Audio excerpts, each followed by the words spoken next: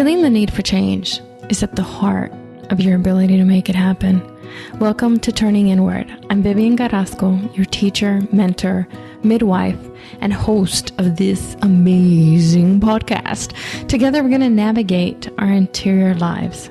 We're going to unearth our own personal truth, our insights, and our inner knowing. Change what you see in the world, how you make decisions, and the way you lead yourself and others. Welcome back to the Turning Inward podcast. You're in for a treat. It's a treat because you get to listen in and share in this conversation, heart-to-heart conversation between Char, Nancy, and myself. It is the highlight of, I don't know, like we do this about once a month, and I just sit in like a sea of gratitude after every conversation. So I'm excited that you're back. And you're listening to us, and we never know what we're going to say. So we're going to see where this goes. Hey, Char and Nancy. Hi. Hey, Vivi. Yeah, I'm excited to be here. Thank you. You know, what just came to mind is, you know, there was a tiny bit of silence and there was a tension that I felt. And one of the things that and this is because it's in a recent experience, one of the things that I appreciate about our conversations and how deep they are, not just in the topics, but just at the level of connection that we have, is that when we're in conversation and there's silence, I don't feel like a tension to fill the space, you know, because I sense that something is arising. And I also appreciate very much that when I'm speaking, I feel like that I'm being heard and that you are listening. I've recently it's kind of like normal conversation where I'm speaking, I don't get to finish my sentence before somebody jumps in or cuts me off. And I'm like, you know, and that's one of the things that I just wanted to kind of, when I felt that tension, I recognized the distinct difference between the tension that silence feels like and the tension maybe when somebody wants to just fill in the space. So thank you, both of you. Yeah, it's interesting. That's an interesting observation. It reminds me of something you said, and I believe it was in one of your podcasts that I actually shared back with someone earlier today, which is how music is largely created by the space between the notes. Little gem of your own wisdom back with you there. But I was also thinking about it a little bit like how when you read a book, there's a period at the end of a sentence. There's a break between the paragraphs. There's like a format a little bit that makes reading easier. And sometimes in conversation, the format we create extemporaneously isn't as easy. Nancy, that is beautiful imagery. That was good, wasn't it? I'm impressed myself. Oh my gosh. And it's so practical and real. I mean, I am literally imagining the books I read and how the white space around the words comforts me at a certain level, you know? And you're right. The periods, the paragraphs, it's all, wow. You're such a sage. Well, it's something I've thought of a few times, and I don't remember what prompted the thought, but it was something about having a sense of, it was back in coach training somehow, and I was experiencing something as just like run-on sentences. And I was like, wait a minute, like, why is this so difficult? And I can't recall if it was a conversation or what it was actually that pointed that out to me. But because I'm a fairly visual person, it's like that book image came to me. And I thought, yeah, like, well, when there's a comma and whether there's a semicolon, it's like there's certain ways that we relate to spoken word differently when we're reading than when we're speaking. And something about that just kind of, the formatting of books, the fonts, the whatever, there is a bit of science to that, I think, too, that helps us engage. And it is the spaciousness. There's a rest there. There's a, it's another way of interacting with something that just made me curious about how or where there may be metaphors or overlays with verbal conversation. Hmm.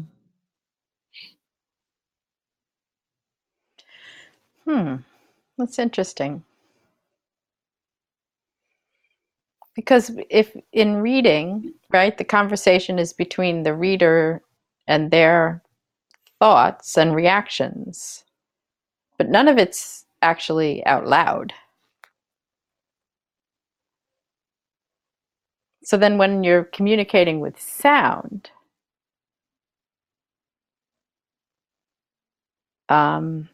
sometimes the spaces want to be filled maybe more than on the page. Like on the page, you get the period and you rest. Mm. But when you're talking to each other, some people just want to fill all the silences, right? Or the two speakers might be.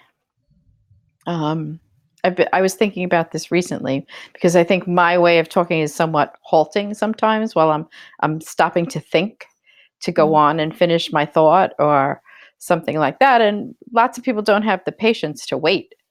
And that's their prerogative. I'm not judging, but it could seem to be annoying. Like, why don't you get to the point, right? As one listener had once said. I think of this conversation that we have together as a circle, the sacred circle where you pass the talking stick.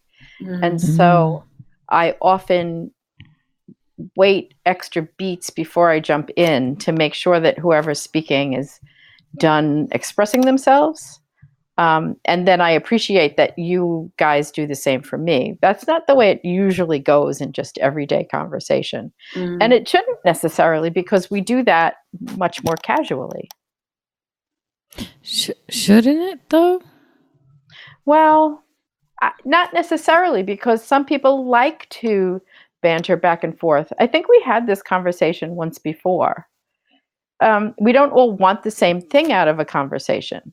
The three of us here have agreed what we want out of the conversation and what we want the listeners to receive. And so we do it in such a way that has lots of resting places and doesn't hopefully feel like a run-on sentence once we finally get to our point.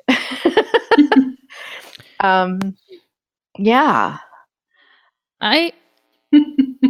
When you write something, you get the chance to go back and edit and clean it up. When you're speaking on the fly, it's just out there, and then it gets passed around and takes on a life of its own. True, but in and I'm gonna nudge a bit here. In any conversation, whether it's casual or it's in this type of sacred circle where we have agreements with each other, it's my perception that when I'm speaking to another human being, and even we might not have made that agreement, but I generally try to make that request. If I'm in the middle of a statement and I get cut off, I'll generally hold up my hand or do something that says, "May I finish?"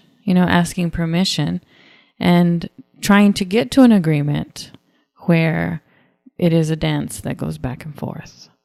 Because it is too common, in my opinion. I keep saying my opinion. I don't know why. I think it's too common for folks to cut each other off. I guess what I want to say is I work to get to that level of agreement with people I'm in conversation with. That's beautiful. But here's the thing, Char. 98% of them don't get to that agreement. They don't want the same things I want. So you're right.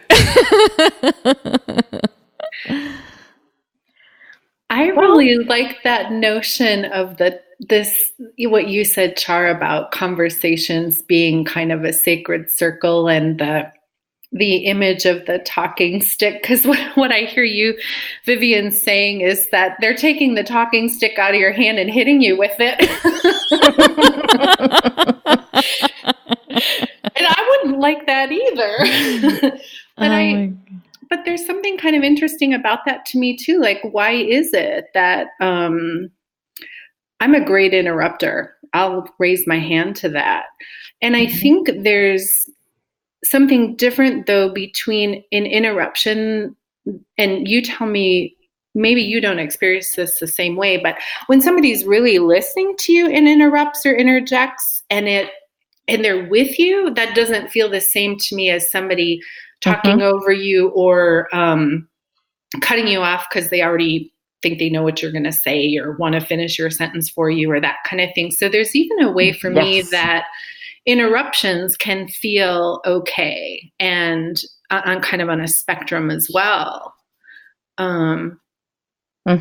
Totally. I'm in complete agreement with you. Yes. And thank you for pointing that out.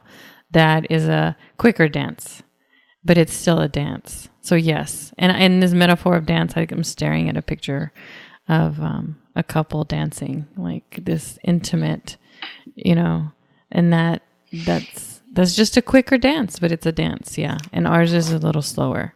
So I agree with you. It's the underlying intention maybe, or the feeling of going back and forth, even though there's interjection and you're sort of being cut off. It's different then. Yeah. So yes. Well, and I think we can, and you could use this as a metaphor for all kinds of things in life, right? There are times when we can achieve our ideal, and then there are times, and they're equally valid, when we struggle, when it doesn't flow, and we step on each other's toes, or someone falls down, or walks away, the music stops, whatever, take the whole metaphor the whole way. All kinds of things can happen when we're attempting to dance with one another, and all of it's equally valid. This life is not like a stage performance where it's all been choreographed before and we just go out and execute this flawless thing. It's an actual, moment by moment experiment, and we have to accept all the missteps. Otherwise, life's too hard. She said from her soapbox. I'm at a loss for words because that is so insert cuss word for emphasis. Rich and true. And right. If we don't accept the struggle, there is no dance. And this culture indoctrinates us to act as if that won't happen. And I think it causes even more suffering. So thank you so much for pointing out and for using my metaphor that people walk away from the dance. They step on your toes. There are missteps. We got to accept it all. It reminds me of that poem. When you come to meet yourself. For some reason, life after life, or life after life. Yeah. Yeah. And Rumi's quote that you accept every visitor. Every visitor. Like, that's saying exactly what you just said. And I think we need to be reminded of that. So I'm reminding myself that a lot lately. Right? Me too. Me too. And to forgive myself too, when I step on someone else's toes. True. So for you listening out there, the struggle is real. Forgive yourself.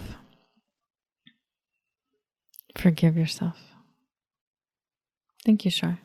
Thank you.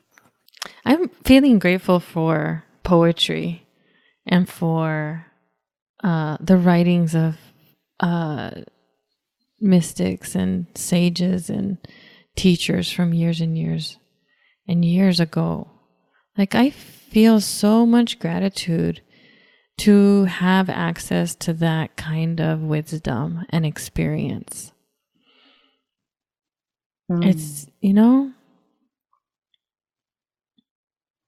and to be in relationship with friends who can fill in the sentence. I gave you so little to go on, and you came up with the exact poem I was thinking, Life After Life. Yeah, I wish I could quote it. I never learned I never took the time to memorize certain poems. Oh, me either. I don't memorize well, but I know it, Mm-hmm. And in moments like this, it's nice to be able to reflect back to it and what it teaches us. And you know what? Over the years, Life After Life has taught me different things. 10 years ago, I experienced it at a different level than I experience it now. And I can imagine 10 years from now, it'll be an even deeper and richer experience. It's almost like, they say exercise at every level. Mm-hmm. It's like poetry at every level. It doesn't matter. It's for everyone. It's so funny because I'm having a very hard time not running over to my bookshelf to get it out so we can read it. Well, Nancy and I will cover if you want to. I mean, a poetry reading on the fly? Who would, we're not saying no to that. Well, it's funny. I'm not sure I actually know the poem you're referring to. Really? Yeah. So I was like, oh, I don't know if I know this one. So, I'm happy to cover if you know where it is. I wouldn't mind hearing it. So can you reach for it? I'm looking around. Okay. This is exciting. This is adventure. This is exploration in the moment. This is what our life is all about. Improv. You just go with what feels right. Yes. And on that note, Nancy, but because when questions come to my mind, I feel the difference between Love. Oh, Love After Love by Derek Walcott. Yes. Is that the one? Yeah. What I was saying to Nancy is that right now I'm feeling, so what I wanted to bring up, to show it, right? To bring it up to level of consciousness. There's a difference when I'm having conversation with you guys and when a question, it's almost like the audience says something, even though they're obviously not saying it, right? But in that moment, right then, I heard that question, how do I know what feels right? So I wanted to just, hand you that and see what sits in your heart. Because so many people say that, do what feels right. What would you say to that? Oh my goodness. Well, I think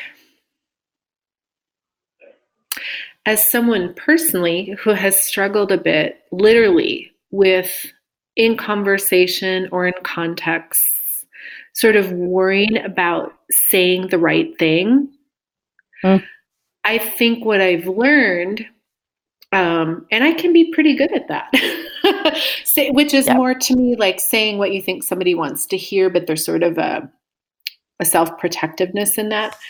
I think what feels right is a little challenging. And if we're talking about sort of what feels right in conversation, because occasionally what feels right is also uncomfortable to say. Mm-hmm. And so I think, boy, there's a lot of layers to that. And it comes from being able to be present with what's happening and understanding the nature of your relationship and engaging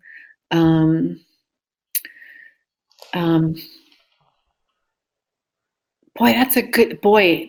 I'm on the spot now. I don't know exactly how to answer that. And I think, and I think my short answer in a way too is there is no right or wrong. It's like whatever comes out of your mouth is what's right. Right. And largely you can say the wrong thing, so to speak, and a lot of what happens is in how we are able to hold space for miscommunication or something that feels hurtful to hear, or so I think it's sort of two sides of the same coin. What feels right for you may land horribly for someone. And so a lot of it is how to clean up after the elephant, but also do that in a way that's honoring the connection. If your intention really is to be connected, and then things play into it, like layers of intimacy. If this is your boss, is this your, that kind of thing. So that doesn't really answer it, but it does. It does. Thank you for dancing with it. It is a question that has a multitude of answers. And you're right. Every answer is right. And even when it's wrong, you clean it up with intention. Well, of keeping the connection. And that instruction, right? That guidance, that training or advice, I think applies to all those contexts. If your intention is to remain connected, then even when you mess up, when the elephant poops, you clean it up with intention. I like that. Thank you. Yeah. Well, I think there's so many times myself, I feel like, oh, it'd be so much easier if I had the script right now and just said that, but life is unscripted, just like where we started,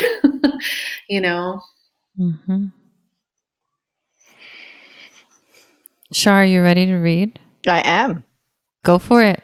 Okay. So this is, the poem is called Love After Love, and it's by Derek Walcott.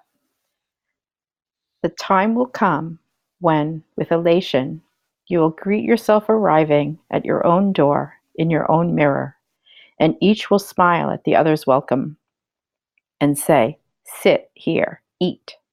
You will love again the stranger who was yourself. Give wine, give bread, give back your heart to itself, to the stranger who has loved you.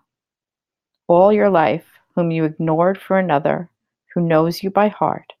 Take down the love letters from the bookshelf, the photographs, the desperate notes. Peel your image from the mirror. Sit, feast on your life. That really summarizes, I think, what we were saying, that we face up to our challenges, and that they're never easy, but that it's always possible.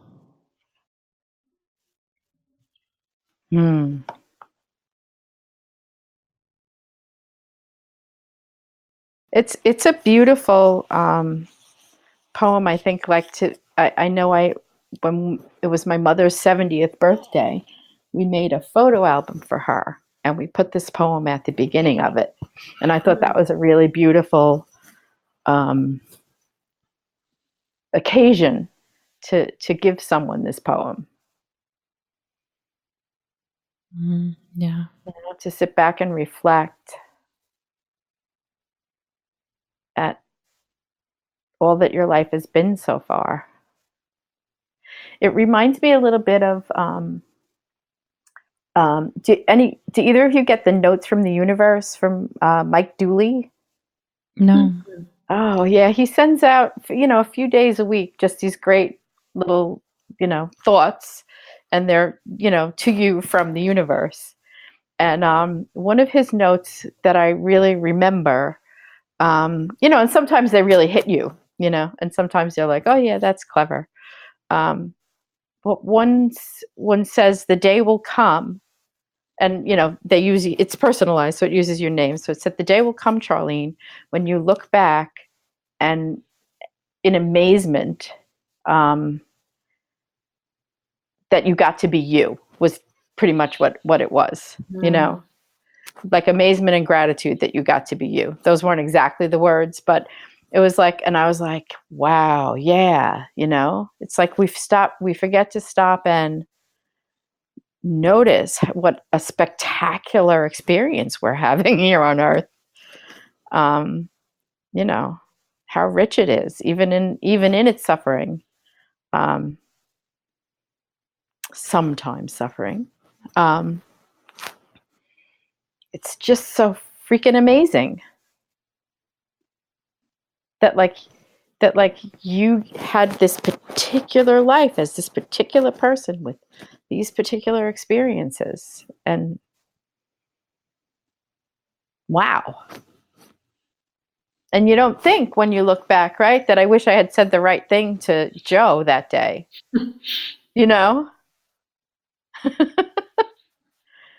That's the kind of stuff that I think comes up more for me, more like when I'm lying in bed at night and my brain is going over my mistakes. It's kind of one of those moments. I don't know. What do you think? So, yes, I agree with you. Like, we look back on our lives and revel in its richness. But I think what you touched on just now is, you said laying in bed, going over my mistakes. I had a recent conversation with someone and they said something about figuring out what they're doing wrong. Mm-hmm. And it really brought me to, and the conversation was beautiful, and it ended with, that's the design, exactly what you said. That's what your brain is doing. And you're doing that, realizing that that's what your brain is doing. Not everyone has that space or that distance or that recognition of that's the brain's job, right? Mm-hmm.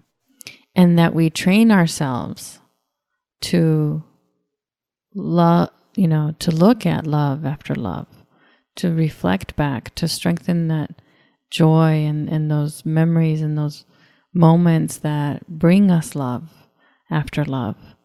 And that's work, that's effort, even encourage. I don't know mentally, right at the top of my head, what its real meaning is, but what, if I remember correctly, encourage means to bring courage in. Mm-hmm. Encourage is heart. There's always activity and effort around this. And if we forget that it takes work, then we might just, not realize that it's part of that walk, right? Acceptance, looking back. I guess that's what's coming to mind. I just wanted to thank you for bringing that up, that, there is love after love. And when you're laying in bed and your mind is going over all your mistakes, that's your mind's job. You have a higher job, like a bigger job, my arms are opening wide. I don't know what I'm saying. Mm-hmm. Yes. I know what you're saying.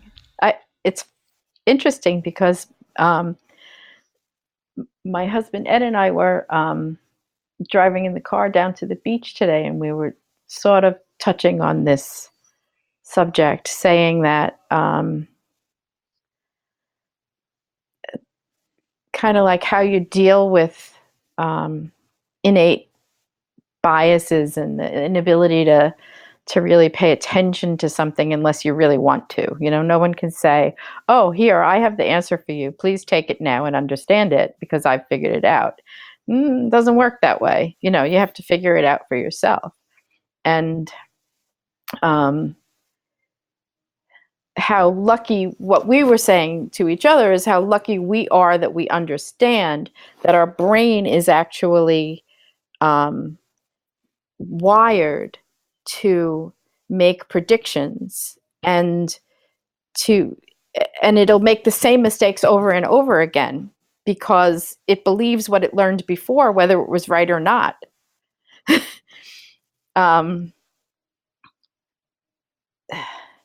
And so if you at least know that, then you may still make the same mistakes over and over again, but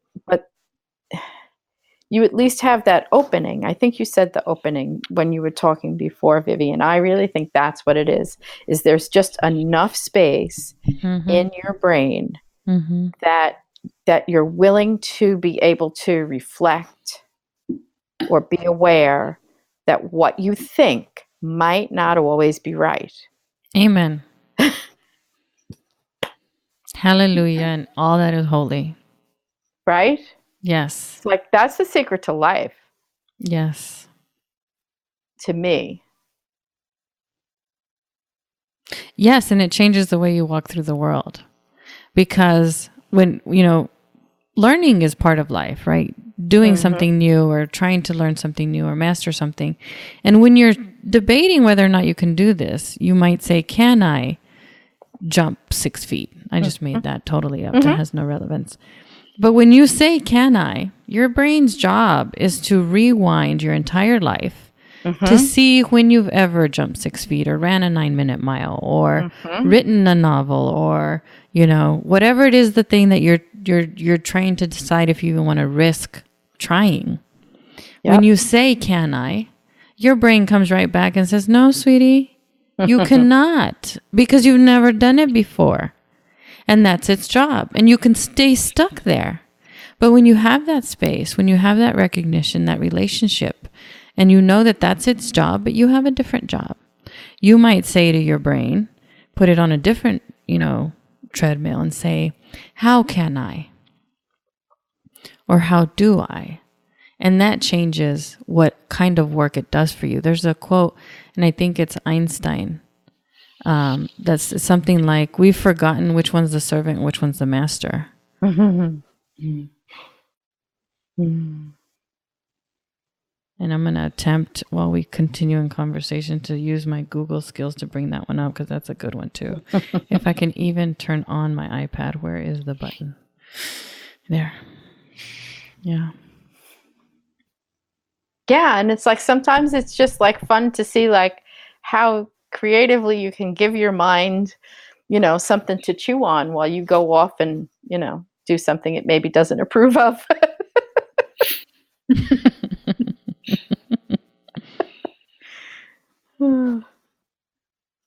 So the quote, I'm sorry, go ahead. No, I was just going to say, okay, so Char, when you just said that, like, can you illustrate that with an example? Like, what do you mean when you say that?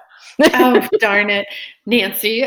No, I just love that. But I just feel like that's one of those things where I'm like, having a little concrete illustration of how one might do that or what that might look like seems useful. Yeah, so, I'm hoping one pops into my head.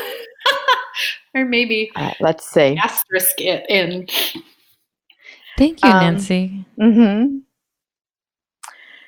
Yes. For example, I'm telling my mind. What seems to be catching my attention, so I'm just going to try this and see if it works. So I was wanting to change my eating habits, right? And my brain is very, very acculturated to think about doing that, to like make the scale move in a certain direction so that I look a certain way and can wear certain things, right? And this is like and have, my mother's approval, et cetera, all the things, and whoever else might have a vested interest in, whether I'm healthy or so I wanted to change my eating habits, right? Because I was not feeling good with my behavior. My behavior was making my body feel not great. But I can't do any of these things, right? Because my mind is telling me, you've tried that. It didn't work. You only feel deprived. It only makes you mad. It's too hard. Whatever my brain tells me, right? From all the bad experiences in the past. And yet I still have this desire to change my behavior. So I told my brain that this was an experiment, that I was just going to see if I ate less food, whether my body would feel better or worse. That's all this is about. I kept telling my brain every time it went, oh, and I wonder if you lost any weight. I was like, no brain. We're not talking about that. How do I feel today? Well, I got a little energy, I think I'll do this again tomorrow. It's like totally had all these messages come up, and I over and over again had to say, no, that's not the subject. That's not what we're concentrating on here. It was really kind of interesting. Yeah. So I think that's kind of an example that made something that, I dreaded more fun and self-affirming.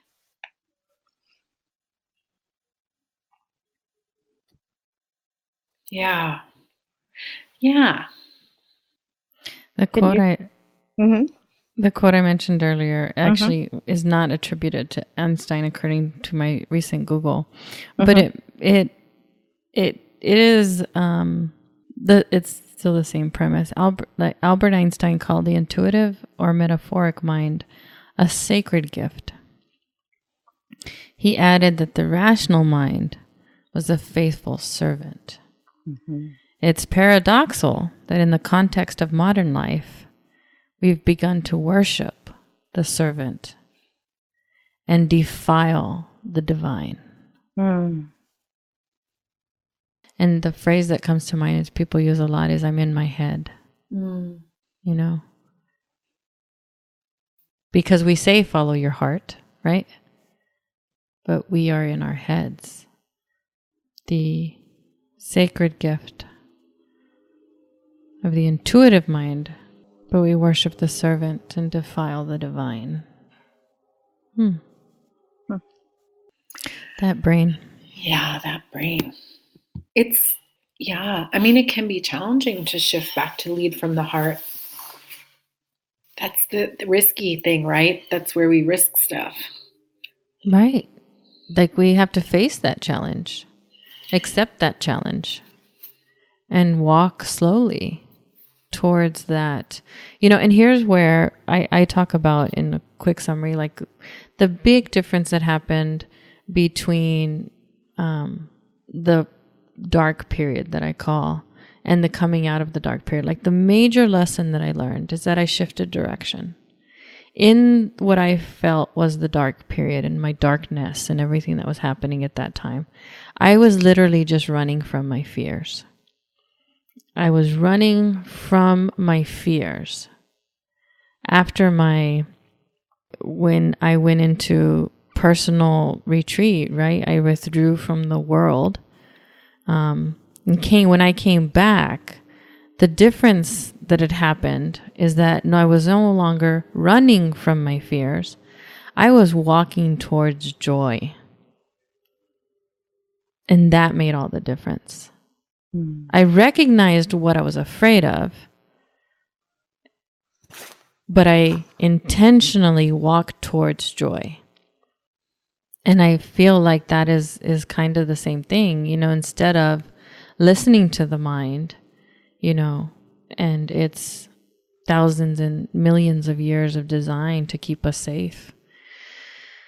I took the risk of being disappointed, of being rejected, of failing, of, whatever it was, getting lost, to experience joy at whatever I thought was on the other end of that.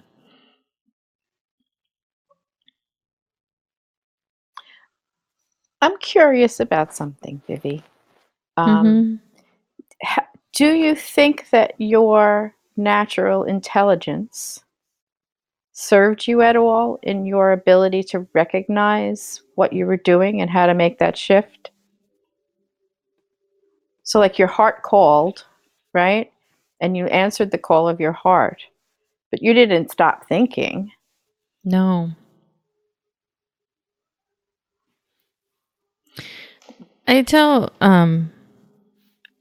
there's a thing that I did that I called the living room lecture or something like that. And I think you've heard it, Char. Mm-hmm. But I'm not sure, but I tell several stories of experiences throughout my life where, and the premise is that we're smarter than our thinking. Mm-hmm. So I used to, the intellect was like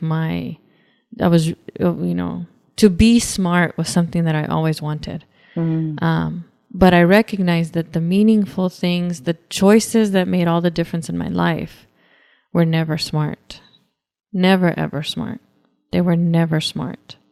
And they were against all odds. There was no probability of success in any of those decisions at all. And so I feel challenged, right? It's still a tension that I hold. Mm-hmm. But very often, very, very often, I just want to face reality with truth. And what I found is that intellect, the mind, doesn't give me truth. It gives me facts. And that's different. And I'll because I'm moving through this right now, I want to expand on that a little bit. When I used to have mystical experiences, I would call them creepy because they were new to me. I didn't understand what was happening, right? So I'd say, this is creepy. And then it got to the point where I could experiment with them, like you said, right? Well, let me try this and let me try that. Oh, that's kind of interesting. And so then I began to call them cool. And sometimes they're creepy cool. Most of the time they're just cool. But when they happen in a really big way, right? It just depends on like if I get floored, right? Like, whoa, I didn't expect that. Wow, that is so cool. And I figured out that I'm actually on a path towards amazing. Like, that's amazing. That is amazing. Like, there's a sense of honor and reverence in that experience. And really quick, I'll talk about this because it's the most recent amazing thing that could happen, and it was completely improbable. Completely improbable. I think I've talked to you guys before that 2019, I decided that in real life was going to be sort of an intention that I held.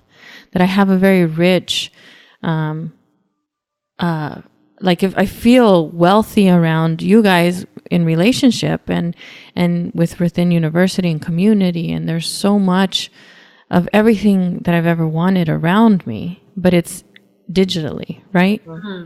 Like you and I can't walk down the ocean together. Mm-hmm. And Nancy, I can't smell your garden or play with your dog or sit in your living room. You know what I mean? Mm-hmm. Without some coordination. Mm-hmm. But I wanted to build this community that I have with you guys in real life. And I had a coaching session and I was asked, what do you want that to look like? And I said, better, good, better, best.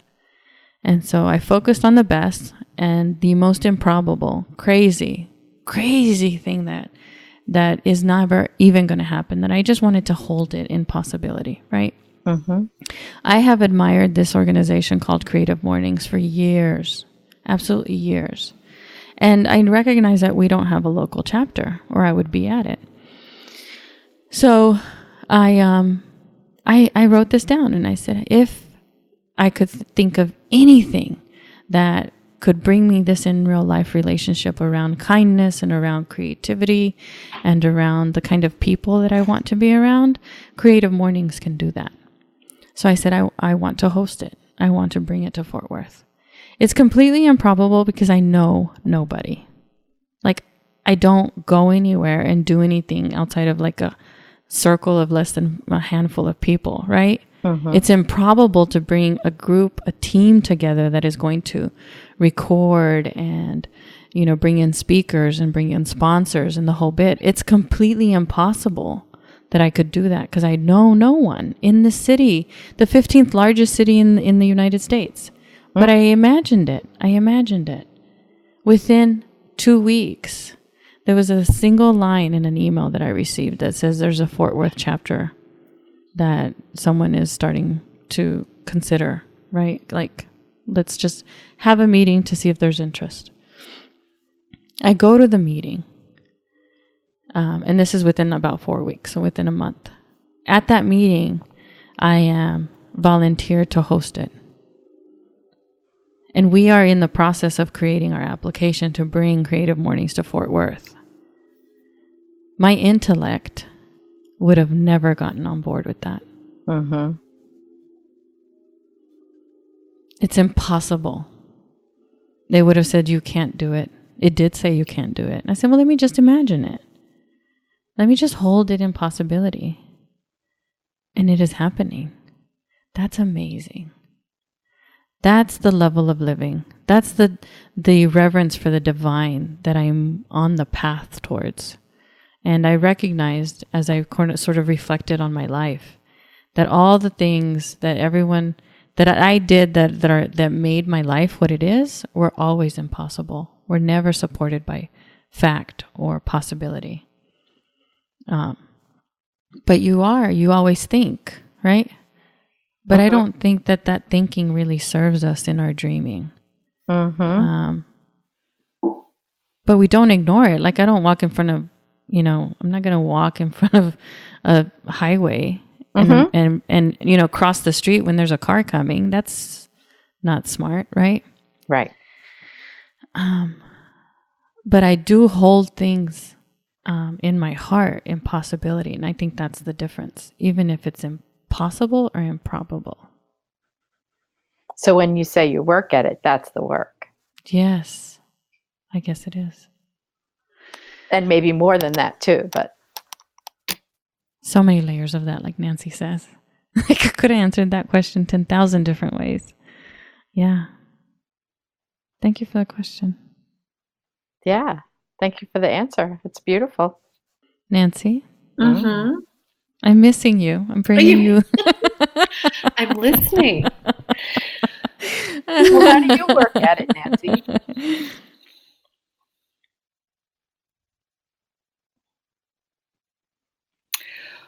Well, I guess, it's interesting. As you were talking, I was thinking about, what's the difference between how your brain decides what's possible or what's probable, and are those the same thing?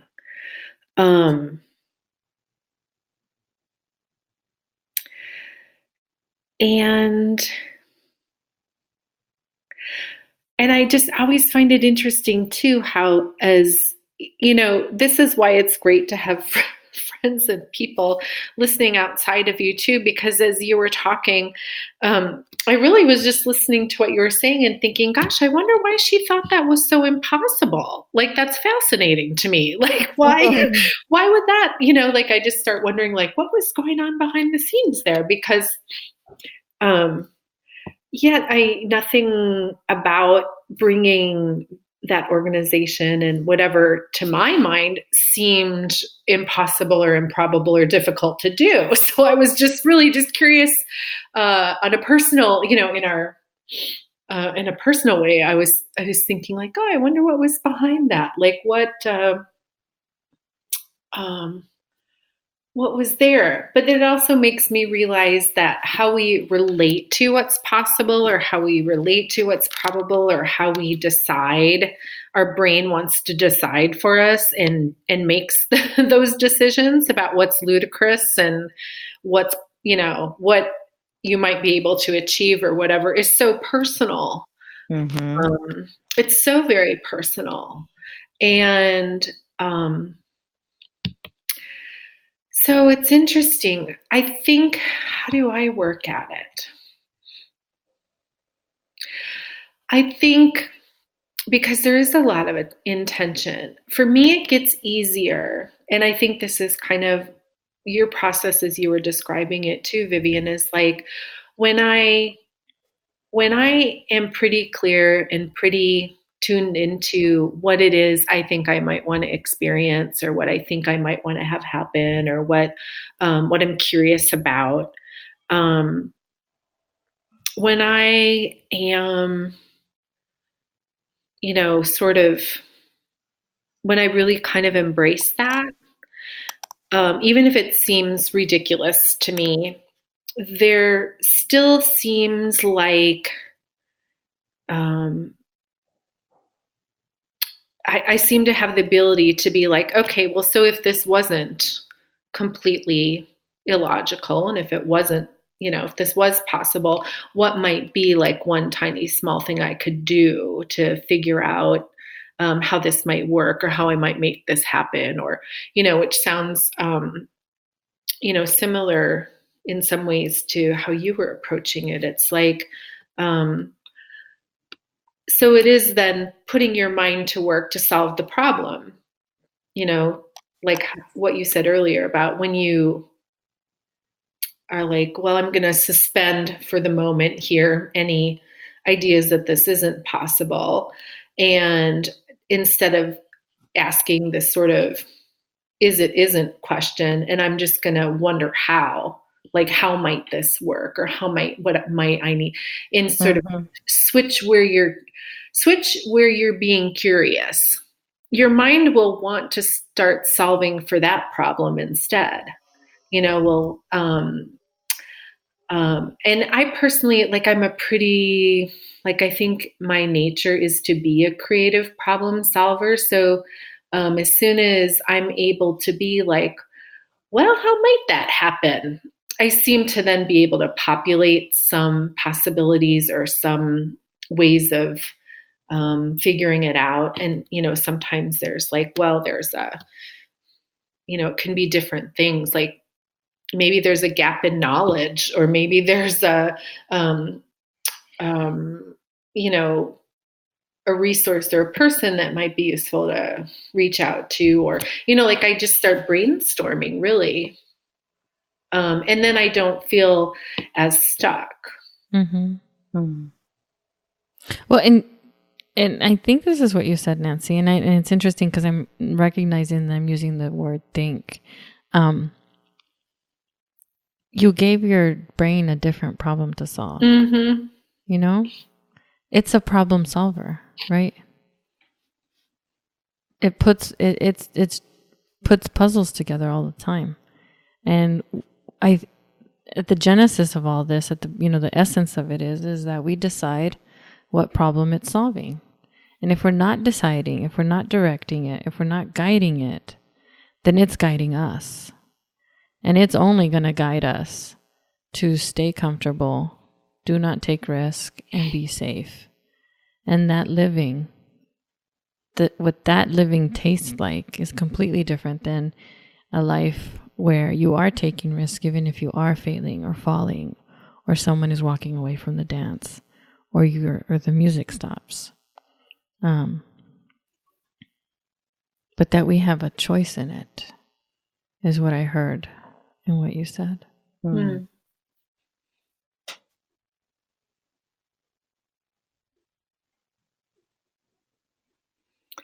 Yeah, I mean, I think what helps is to remain curious.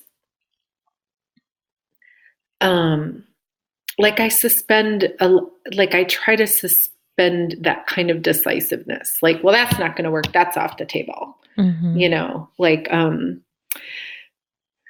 They feel different. So I think a lot of this, going back to the question that's hard to answer, what feels right? I think a lot of this is a very sensory process for me. And that's really different for people too. When I'm really, kind of in that, I'm in my headspace, and it just gets hard to make any decision, even if it's towards something I want to be doing. Mm-hmm. And so being able to recognize when that's happening and be able to drop back into that sort of heart space, trust space, and sometimes it means just kind of being able to sit and wait a little bit for some clarity or some action that makes sense. But usually then when a lot of that stuff just appears.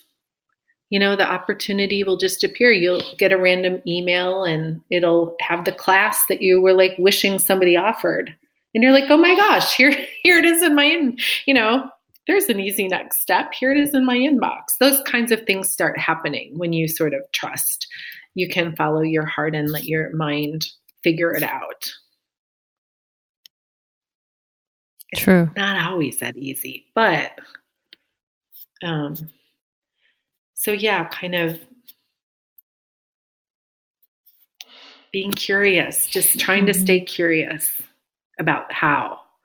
And yeah, and that's what, when you reframed from what your brain was telling you, Char, you said, it's just an experiment. Like, it's okay, right?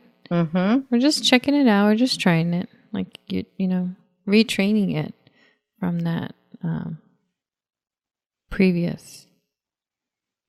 Yeah. And I think it starts with the opening of being able to recognize maybe that I'm following some rule or habit that is not working for me anymore. Mm-hmm.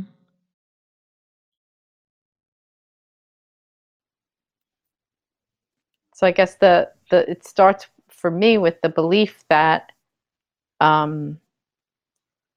that change is worth the discomfort, and that it won't last long, and it'll, that I know how to follow my heart and my body to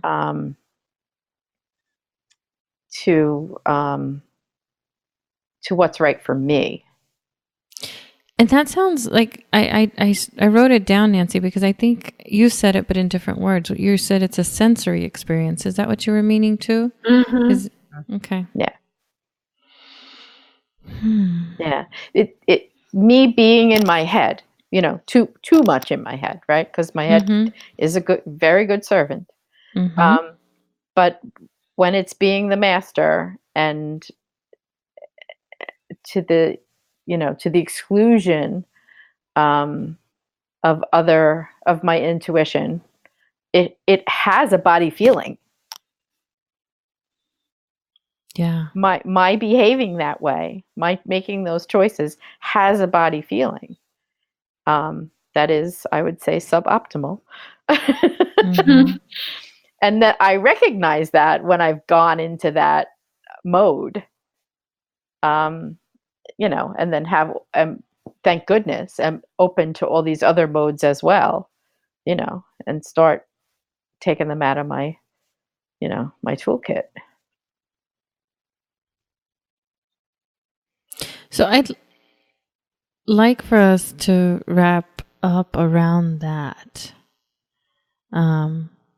for the listener, this sensory experience and what we have in our toolkit.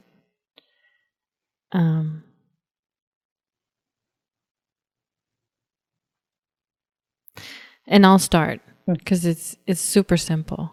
And I have used this like with 4 people, I think, in the last week, and I thought everyone knew how to breathe, but we don't. I mean, we do it to survive, but we're not breathing optimally. We don't have maybe all the tools around breath that we could have.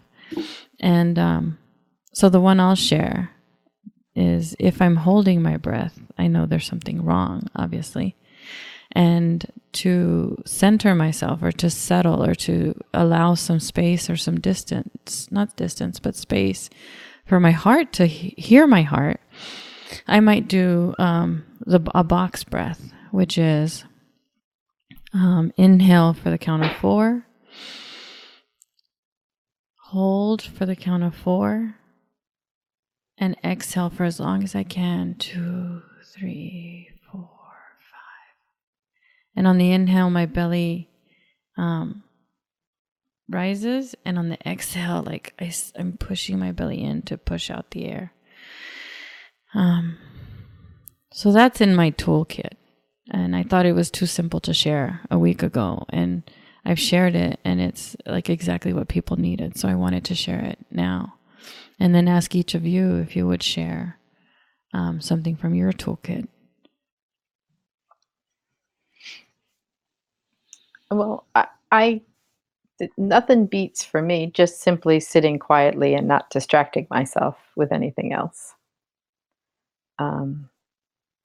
And I call it the there. So to actually notice and acknowledge if in fact I am suffering.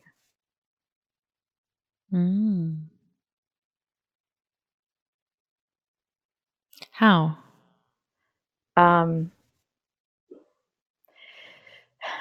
It's just an opening up of the denial that says, no, I can just power through this. I'll ignore it. I'll ignore the discomfort, the hurt feeling, the sadness, the frustration, whatever it is. I stop ignoring, and it's just a moment of like, oh, ouch, that hurts. And just like a pat on the shoulder kind of thing.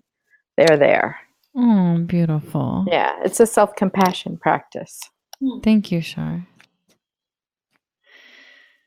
I like that. I think so. One of the tools I use to sort of get out of my mind and get back into sort of present reality is a game I like to call color spotting. Sometimes I will use my physical surroundings, and I will just start looking around me, and I'll try to notice all the things that I see that are blue. And this is something that for some people who may have like body trauma or have a hard time grounding or connecting into your body, or it's not always comfortable, this is something that worked for me when I was struggling with that more. So you can just, look for all the yellow things, or, and just train your eyes and it calms for me, it would calm my nervous system down just to spot as many things as I could see that were red or whatever. And it kind of anchored me into my present physical body and space. Beautiful. Cool. Thank you. That is so cool. I never heard that one before. That's awesome. I just loved your New York accent just coming right out there, Char. Oh, I never heard that one before. Love that. So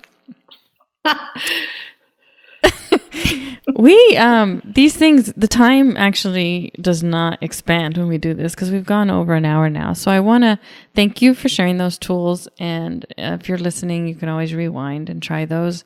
And there is a way to contact Char and Nancy in the show notes, however you're listening to this podcast, or myself.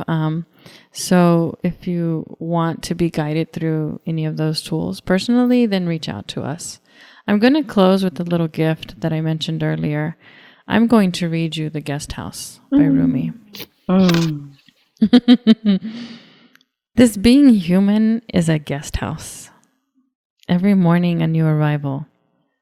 A joy, a depression, a meanness. Some momentary awareness comes as an unexpected visitor. Welcome and entertain them all, even if they are a crowd of sorrows, who violently sweep your house empty of its furniture. Still, treat each guest honorably. He may be clearing you out for some new delight. The dark thought, the shame, the malice. Meet them at the door laughing and invite them in. Be grateful for whatever comes, because each has been sent as a guide from beyond. Thank you, ladies. If something needs to change and you don't quite know what it is yet, tune in and turn inward. I host an online learning community where we can figure it out together. Feels like a little family, and it's a place where you can be supported and offer support, because togetherness sparks change. Visit my digital home at viviancarrasco.com to learn more.